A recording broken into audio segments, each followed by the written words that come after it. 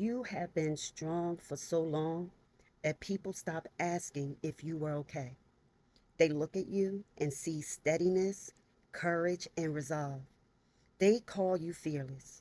But what they do not see is the quiet erosion that happens when a heart is always braced, always carrying, always standing while everyone else leans. This class is not for performance, it is for truth. It is for the moment when strength stops feeling noble and starts feeling lonely. It is for the woman or man who is tired of being admired for surviving while no one notices the cost. Today is not about becoming stronger, it is about understanding why strength without refuge becomes a wound. It is about reclaiming the parts of you that were never meant to be hardened. This is a sacred pause, so stay with me. Welcome to Truth Tellers Mike. Let the class begin. There comes a moment when the title people give you begins to suffocate you. She can handle it. He can handle it. He's built for this. She never breaks. These words sound like praise, but they quietly remove your right to rest. They remove your right to ask. They remove your right to fall apart in safety. Over time, your nervous system learns that vulnerability is inconvenient to others, and your heart learns to keep its pain private. Being strong often begins as survival. You learn early that collapsing is not an option. Someone needed you steady. Someone needed you functional. Someone needed you to keep moving while grieving, even while scared, even while depleted. Strength became your language. But what is rarely discussed is that prolonged strength without relief teaches the body to live in constant readiness. The chest tightens, sleep becomes shallow, and joy feels distant, not because you are ungrateful, but because exhaustion dulls even the most beautiful things. People confuse fearlessness with emotional immunity, but fearlessness is not the absence of fear. It is the willingness to keep going despite it. And the willingness, when stretched across years, extracts a price. The heart begins to feel worn, not broken, but thinned from overuse. You still love, you still care, you still show up, but it takes more effort now, and fewer people notice how much it cost you. There is also a quiet grief that comes with being the strong one.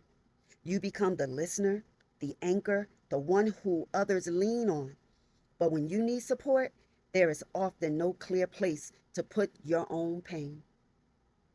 People are startled by it. They say, "But you're so strong," as if strength cancels out your need for care, as if resilience disqualifies you from tenderness. This is where resentment can quietly grow, not toward others, but towards yourself.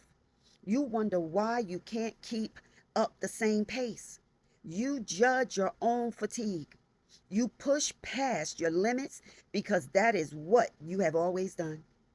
But the body remembers every unacknowledged moment. The heart remembers every time it needed softness and chose silence instead. True strength was never meant to be solitary. It was meant to be supported. Even the strongest pillars crack when they carry weight without reinforcement. Your exhaustion is not failure, it is communication. It is your inner life saying, "I have given enough," without being replenished. There is nothing wrong with you for feeling this way. You are not losing your edge. You are not becoming weak. You are becoming honest. And honesty is often the doorway to healing, even when it feels unfamiliar. This season may ask you to redefine courage. Courage may look like asking for help without explaining yourself. Courage may look like resting without apologizing. Courage may look like letting people see that you are not fearless, you are faithful to yourself. to your limits, and to your need for care. You were never meant to be admired from a distance while bleeding in private. You were never meant to carry everyone and be carried by no one. The heart was designed to feel, not to endure endlessly without response. If you are tired, it means you have been generous. If your heart feels worn, it means you have loved deeply. And if you are questioning the role you have played for so long, it means you are ready for something more honest. Let strength rest. Let softness return. You do not lose who you are by laying the armor down. You remember who you are, and you are worthy of being held, not just praised. Strength that never rests becomes a silent wound, and your exhaustion is not a flaw but a message that is asking for care. Being called fearless often removes permission to be vulnerable, but vulnerability is not weakness, it is restoration. You are allowed to need support without diminishing your resilience. Redefining courage may mean choosing rest, honesty, and softness over endurance.